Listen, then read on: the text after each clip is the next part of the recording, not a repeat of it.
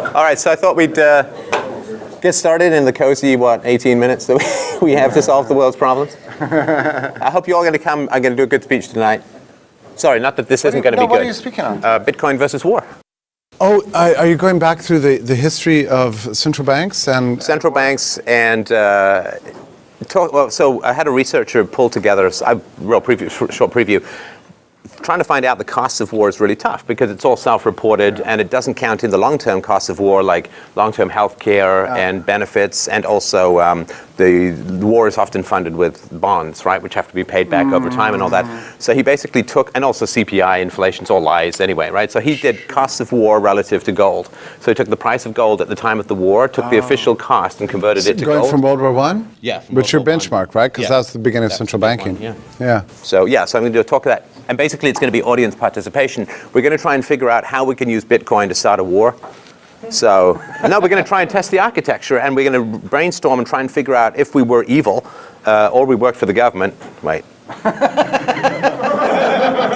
Something's not right about that. I'll work that out. But we should discuss how we could use the architecture to start a war. And if we can't, then we have a cure for war in Bitcoin, which I think is quite important. Well, this is an unexplored area. And it's so obvious, though, once you realize it. The very first big program funded by central banking was World War I.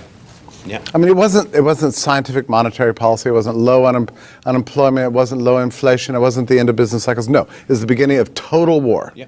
That was the beginning of central bank. And it could not, even on a gold standard, the cost of World War II for just America, which was never invaded, was more than all the gold that had ever been mined in human history.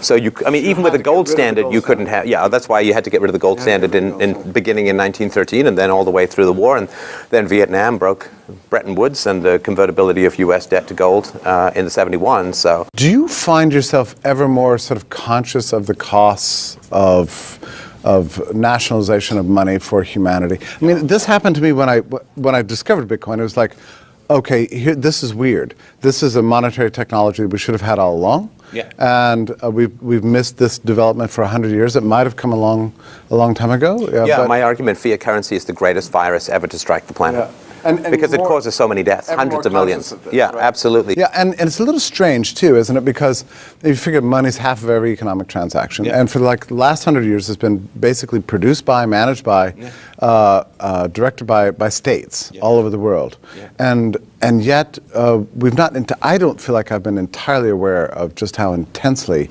costly this has been for civilization. Yeah, no, fiat currency is like this ultimate beheading paper cut to humanity. Like it's like this massive guillotine with government money coming down 100 times a second on people. Because you can't make these wars, you can't sustain these wars, you can't possibly pay for these wars using existing assets. No, but the best cure for bloodlust is the bill, the butcher's bill, right? It never comes to the people. Or it's so diffuse. Now people in America are like, oh man, I can't get a job, I lost my house. It's like, you remember cheering that war in 2003?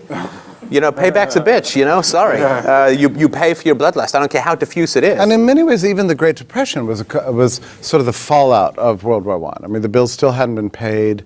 Well, the Weimar Republic, hyperinflation, was driven by paying off the reparations war debt, which was going to go on until the 1980s for Germany. And so you destroy the middle class with hyperinflation. You open up the power vacuum for Hitler to come in. That's it. Really, there were two wars that were an effective monetary policy. Yeah. The cause of war is always so confusing to people, but it is really just an effect of monetary policy. Because it's monetary policy that gives license to the state to do these things. Otherwise, it's just not possible. Free evil. Yeah. Whatever you subsidize, you get more of. And this fiat currency is the ultimate subsidy for evil. And I think that the evils of the 20th century have almost everything to do with monetary policy. Do you know America has spent much more on the war on terror than it did on the Second World War? That's amazing. To get what they say is 50 Al-Qaeda operatives. Right. It costs more than to take down the entire Nazi empire. It's like, wow, those guys are tough. Each one of them is a Panzer division or something like that. Holy crap, they're like Superman, I laugh at your rockets, The amount of money that they have to spend for these hit jobs is even if we assume it's true, which it probably isn't, it's astounding just how much it is. Yeah, and then you also have the problem of politicians constantly claiming that they're going to get the system under control. We're going to pass a balanced budget amendment. We've got new legislation, right? We're going to cut the budget. We'll elect the right politicians. They'll cut the budget and get this whole insane system under control. But it can't be controlled. No, and this is just to lure you back in. right? Like every time a guy beats up his wife, he shows up the next day with flowers, right? Because, he's worried about her leaving. So they always come back, but don't worry, we've got it now. This is the war to end all war. Okay, well, next one. No next one. No next one, right? We got it under control. We got a tea party. Don't worry. We're fine, right? I mean, even George Washington, he goes to war against King George for a 3% tax on tea. The moment he gets power, imposes a 25% tax on whiskey. Which for American settlers, tea, whiskey, I mean, how are you going to live in Pennsylvania sober? You can't. You can't. It's not possible. So, I mean, they're really hitting them where it hurts. It's like, whoa, I'm a farmer in Pennsylvania and I can't get my whiskey. Oh, that's it. That's a bad day. It's a very interesting thing to think that prohibitionism really began at the founding of the country. What do you people really want? Oh, yeah, we'll tax that. Right. I want to do a show for tax day. This Obama, like you didn't build that, this whole thing, pop it into the kid building a sign, you didn't build that, that whole thing that came around before. But, the government is just so horrible in a way because, the genius it took to create and propagate Bitcoin, to me, that's like a laser focus of human genius. Yeah. And the government's like, yeah, we'll tax that. Did you make it? Did you create anything? Do you know how to? No, but we'll tax it. Yeah. It's like, you didn't make it, they say to us, and therefore we're like, you didn't make any of this stuff, and you get to tax it. Oh, someone built a house? I don't know how to build a house, but I can tax it. Oh, does somebody want to have their cattle go on land? I don't know how I didn't build the land. Don't know anything about that. Don't know about cattle farmers, but I sure know how to order 200 DEA agents. But Stefan, like 24 months ago, people in the power elite structure were making fun of Bitcoin. If you raise the subject of Bitcoin at a Federal Reserve conference, people would just laugh and say, "Well, that's the stupidest thing ever." Yeah. And now, here we are in the spring of 2014, and the states, actively plotting: is it a currency? We'll tax it. Is it property? We'll tax that. Yeah. But there's a presumption that it's real. And sadly, that's the best you can hope for, is the government starts to profit on it, because then they won't ban it. That's this is the best opportunity we have to not have it banned, is have the government get addicted to the money flow, right? Yeah, wet its beak, as they say, right? Yeah. But I'm actually hoping for even more corruption than that. I'm hoping that, right? I'm hoping that politicians will figure out that this is a great way to accept and campaign donations, illegal bribes. Bribes, graft. Absolutely. If they can use Bitcoin to do this, then maybe we're safe. Yeah, right? It's yeah, absolutely. Yeah, if a politician has his own Swiss bank account. Yeah, right? If it goes off banks, if it goes off book and completely under the table and it's untraceable, and they can run their campaigns off it. Man, oh man, they'll never get rid of it. Half the political fortunes in America founded during Prohibition. The whole foundation of the Kennedys' money was Prohibition, right? Yeah, make something illegal. So anyway, I hope that they will start accepting campaign contributions anonymously through Bitcoin. Exactly. And that way, for sure, it's not going anywhere. But it's probably not going anywhere anyway. Do you agree that with Bitcoin we have something completely new? Living on a distributed network that you can't kill, open source software development, so it can always be improved, and you're consisting basically of mathematics that the state can't control. Living in the cloud that the state's notoriously bad at managing. Have we stumbled upon something that actually sort of has the state met its match with something like cryptocurrency? Well, it's the worst thing for a government, which is its real democracy. Yeah. Right. So, the government loves paper democracy. Right. Well, you can vote for whoever has been bribed the most to steal from you, but this is real democracy, in that the rules of Bitcoin have to be accepted by the majority of people in order for it to propagate. Right. And so this is a real example of what government claims to be, which is like the worst enemy of what government is. Right.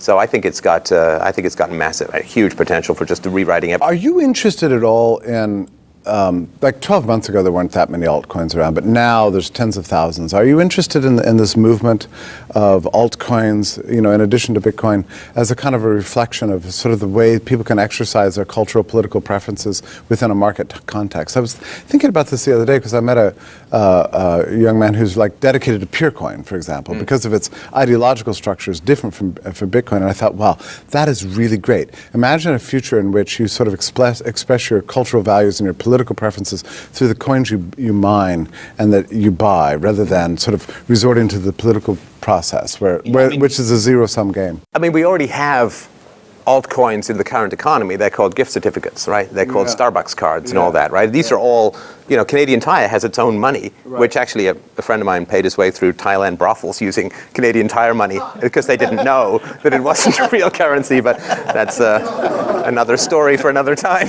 But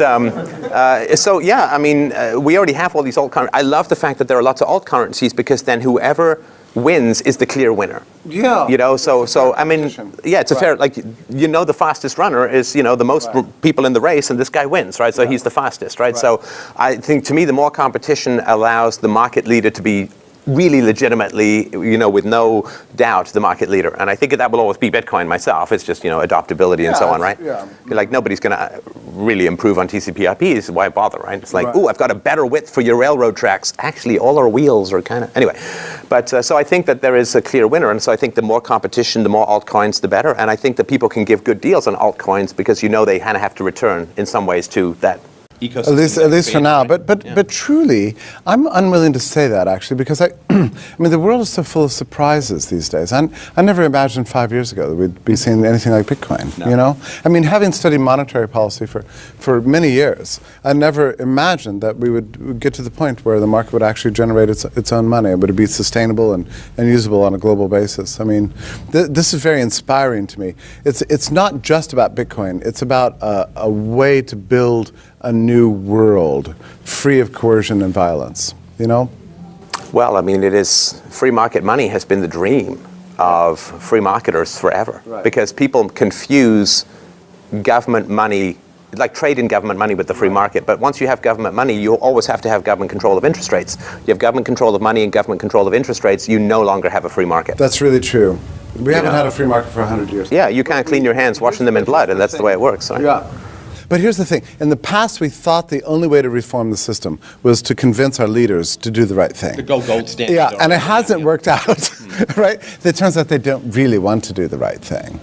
Oh, no. No, right? I don't want to be in charge of an evil empire to do good. I'm going to work the system from within, I'm going to get swallowed by the shark and pray for it to be a dolphin. Anyway. But no, so yeah, the idea of convincing evil people to give up their power over human beings, you don't become a dairy farmer to turn your cows free. That's, the only reason you want to do it is to keep them in the enclosure, right? Yeah. And I think that there has been a competition that's interesting in the 20th century and the 19th century, which is war is so resource consumptive, right, that the country with the most resources generally wins. Everyone says, well, it's the strategy, but it's all a war of attrition. So if you have the most manpower and you have the most resources, then you can win the war.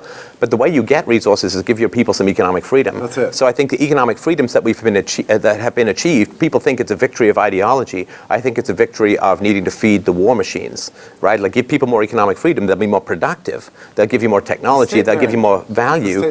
Right. So it's like, if free-range chickens give you 10 times the eggs, guess what? They're out of their cages, but that doesn't mean that the next step is freedom. It's just more profitable to have free-range chickens in that sense than it is to put them in a tiny box. And I think we've mistaken the economic freedoms we've gotten as some sort of ideological victory that we can then pursue to the next step, when what it is better tax war livestock management techniques. Well, it was true also in the Roman Empire, of course. Rome was a fairly free economy by standards of the time. But then the state was fed, this vast tax revenue, which caused it to be more and more imperialistic. Yeah, the end of the Roman Empire, when I think Rome had a population of 1.5 million people, and in a couple of years it went down to 17,000. Because currency is the lifeblood of cities. If you don't have currency, you can't have cities. Because you have to have something to trade with the farmers, right? The farmers want stuff from the cities, and the cities want the farm produce, and so this is why it's so great that there's any kind of alternative currency being set up, because it is a way for people to trade and keep cities alive during whatever transition. But until very recently, this was hard. It was hard money. It was gold, silver. Mm-hmm. But now, what do you think about the prospect that Bitcoin has become a kind of safe haven? I guess we're going to discover this, right? If we have another banking crisis, which surely we will in the next few years, what do you think about the prospect that Bitcoin will become the safe haven of choice, that'll propel people into the crypto world as there's never been before? Well, I think that's inevitable. I had this debate with Peter Schiff about gold, and of course, gold has its advantages, but it has its disadvantages in that you can find it and steal it, right? I mean, it's like in the army: if it moves, move it; if it doesn't move, paint it. But in the government, if it's valuable, steal it, right? But you can't find this stuff, right? The cryptocurrency. So, my hope is that the political leaders start to take refuge in Bitcoin. Yeah. And then they really get what's possible. Like I had to send some money the other day. Who's done this recently? Gone to a bank and tried to send some money? Oh, listen. Oh my God. It's just crazy. It's just, it's like an ancient system. It's like trying to run a video game on an abacus. It's like, it's insane. It's like, I'll need your address. I'll need the phone number. I'll, $35, you gotta, and blah, blah, blah. And it's like, what, are you kidding? Are you like releasing pigeons Last time to do this? 2 years ago, I spoke in Brazil and got paid for it. It took 6 weeks to get my money, just through a bank transfer, because there's so many complications, paperwork, confusions, missed numbers, rejections, approvals, blah, blah, blah. This time I spoke in Brazil last week, and it took about 10 minutes to get paid. He asked for my Bitcoin address. I sent it. I got it. And this is just such an obviously superior technology in every single respect. There are kids. I know kids who are in high school now that trade Bitcoin all the time. For various things. Pokemon cards, Kamaguchis, I assume. Yeah, I understand. Magic the Gathering. Right. Anyway. Yeah, and I hired one of them to do a job, and I was going to pay him cash. And I got his bank account number, and it took fully 5 days for the money to arrive in his bank. And he was like, "What are you doing wrong that is taking me 5 days to get my money?" Well, you have to explain to him that they spray paint gold paint on the back of a tortoise. They release it into the wild with, after smelling your gym sock, and it finds you. And that's the technology that we're using. Hopefully it doesn't go through Nevada. It hasn't been improved in decades, really, and they still think it's modern. It's very silly. Yeah. Now, you were an early adopter in the Bitcoin space, right? I mean, you were accepting Bitcoin, 2 years ago? No more. Yeah. I think 3, 4. Yeah. 2011. Yeah, early 2011, we started accepting Bitcoins. Yeah. Was there ever a time when you thought it was maybe not real, that it was magic, silly money, that it was a Ponzi scheme, that something was wrong, or you always believed it? No, I mean, I'm a software guy. Like, I started coding when I was 11, and I sort of understood the possibilities. I certainly didn't think it was going to go as high as it did. Right. I mean, I don't think anyone could have expected that. That's right. But no, I thought it was great. I was willing to take it and hold it. It's email versus postal mail, right? But it's even better than email. I mean, so. I mean, to me, anything you can do digitally that priorly was done in some sort of physical means is a vast improvement. And so it seemed inevitable that it was going to be worth more and more. But I certainly didn't expect it to get that big. That would be ridiculously prescient. Plus, I would have, sold my kidney and invested. But it is. So I was accepting it early and promoting it early, but I didn't expect it to go this big. It took something like 20 years for email to go from sort of technologically viable to mainstream use, right? What is your expectation concerning Bitcoin? Faster. Has to be. Yeah, because email was competing against like inter-office mail, those tubes. You can still see them in some buildings in Toronto. These tubes, from the movie Brazil, they shoot all these things through tubes, right? So it was competing against that, and mail service was not deteriorating. But Bitcoin is competing against central currency cash, which is deteriorating, right? So you have a robust and expanding and improving architecture competing against a decaying architecture, which I think really is, you can't get faster. Well, also history in general is speeding up. I mean, thanks to communication technology, people know about things faster than they otherwise would. Yeah, I think once there's a way for people to trade them more easily, that's not, rolling the dice and crossing your fingers with the integrity of people in Japan, it is, I think then it will be, and I saw some technologies. I went to please everyone go to the vendor tables if you get a chance. What these guys are doing. I mean, if I wasn't wrapped up in a philosophy show, I'd be like all over Bitcoin, like white on rice. And but the stuff that they're doing to facilitate trading, secure trading, anonymous trading, once that breaks through, and you get an app where you can securely and it pings your phone to confirm it and all that kind of stuff, I think that the trade is still challenging. How to get it, how to trade it is still challenging for a lot of people, which wasn't really the case with email, but there are so many smart people working on still solving that. I think that's just... The whole space has changed in the course of 12 months. I mean, a year ago today, most of these vendors, were just a dream, right? And now they're really existing. Altcoins pretty much didn't even exist. I remember when Bitcoin achieved $30. People were screaming, "It's a bubble," and it's going to come crashing down in a matter of minutes. But I see skepticism sort of melting away. Just over the last 12, 14 months. Well, I mean, I went through an IPO in the 90s, and a lot of people, they look at the up price and the down price like this is a negative. But it's not. If there's never a down price, nobody's cashing out. Right? You need people to sell these Bitcoins. A, so other people can get them who want them more, and B, so they're profitable. Right? If nobody ever sold a Bitcoin, the price would be zero. Right? So the fact that there's peaks and people are like, great, I want to sell, and then there's, it's the allocation of resources to people with a longer term time frame. That's who you want Bitcoin to be held by, people with a longer term time frame of its value. The people who want to sell in the short run are really driving the value as a whole. So it's like, oh, it went to 1,200. Oh, now it's down to 400. This is exactly what you want in a space like this. You want people to be getting the money, cashing it out, and transferring it to people with a longer term time. So it's volatility you see as a strength? Oh, absolutely. If it wasn't volatile, it wouldn't be in play. It wouldn't be profitable. People wouldn't be interested in it because they couldn't make money from it. So no, this is exactly what you want in this. I know it's a little exciting at times, but this is exactly what you want in this kind of space. If it goes down to $2, it won't. But if it goes down to $2, so much the better. Then a whole bunch of people will buy it at $2 and use it as a trading mechanism, and then the price will go even higher over time. I think of it as a first world problem. People complain about the volatility of Bitcoin. I'm like, probably you never imagined that, 5 years ago there would be such a thing in existence as Bitcoin. Now all you do is complain about its volatility. It's pretty silly. Oh, there's a meme, that meme with the lady with the first world problems, She's like, my husband, all these Bitcoins, I don't know how to spend them. And my favorite one of that, it was the same picture, it was last April. She said, my Bitcoin's worth the same amount today as it was yesterday. Oh, yeah. Oh, no. Oh, no.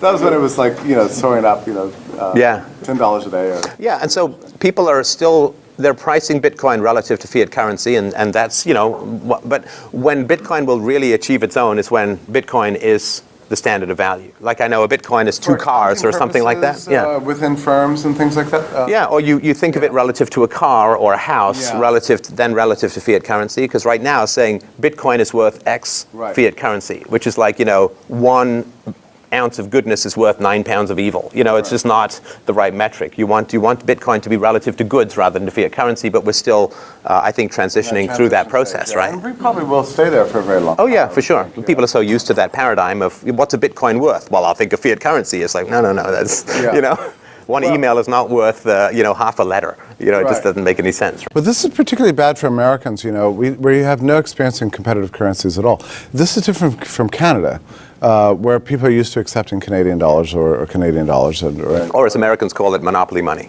I think that's it's multicolored and, it can't quite be real. A little silly, Yeah, right? who's the old bag on the currency? I don't understand. It's all plastic and everything. But in Latin America, of course, it's very common for people to trade many currencies at once. Because they trade cell phone minutes, as Andreas has pointed out, and so on, right? They have phones with leftover cell minutes, and you can trade it for eggs, and they become things that you can use for internet access or phone calls to people and stuff. So, I mean, currency in South America, I don't know, for those who don't know the history of Argentina, it's a boring topic, but, in the 1920s, Argentina had the same GDP as America, same per capita money as America. They were a first world country, right? And then they're like, hey, socialism sounds great.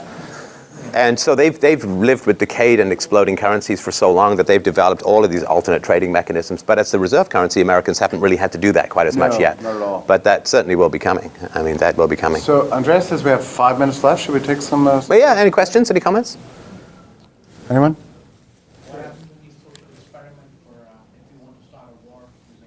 What happened to this? Oh, we're doing that tonight. That's going to be part of my speech tonight. So bring your Fu Manchu mustaches, where we'll be stroking them and plotting the overthrow of all the known virtues in the world.